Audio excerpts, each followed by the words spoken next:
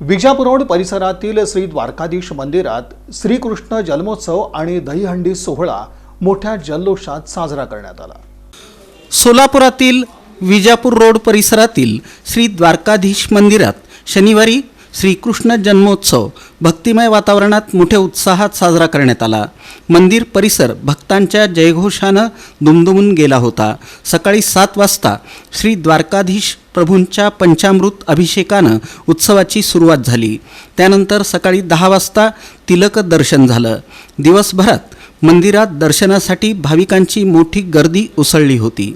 रात्री 8 ते 12 या वेळेत रंगतदार भजन संध्या पार पडली। मध्यरात्री 12 वाजता भक्तिगीतांच्या गजरात आणि घंटानादाच्या सोबतीनं श्रीकृष्ण जन्मोत्सवाचं औचित्य साधलं गेलं। भाविकांनी नंदलाल की जयच्या घोषणांनी मंदिर परिसर दुमदुमवून टाकला।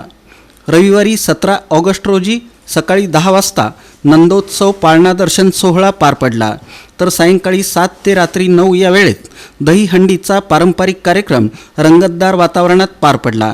या सर्व कार्यक्रमांचं यशस्वी आयोजन करण्यासाठी मुखियाजी किशनभाई, उषादेवी, नरेश दवे, रमिला, हितेशभाई व्यास यांनी परिश्रम घेतले।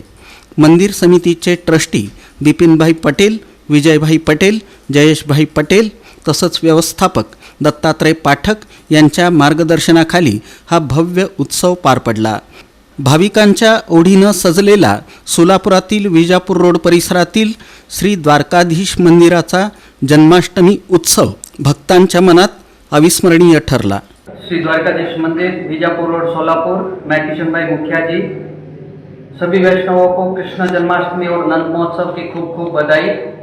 कल कृष्ण जन्मोत्सव मनाया गया, जो प्रातः श्री द्वारकाधीश प्रभु को पंचामृत हुआ, 10 बजे तिलक के दर्शन हुए, शाम को 8 बजे से रात को 12 बजे तक भजन संध्या हुई। जयेश भाई पटेल, बजरंग जी तापड़िया व अन्य वैष्णवों ने भजन की प्रस्तुति दी और मध्य रात्रि 12 बजे श्री कृष्ण जन्मोत्सव मनाया गया।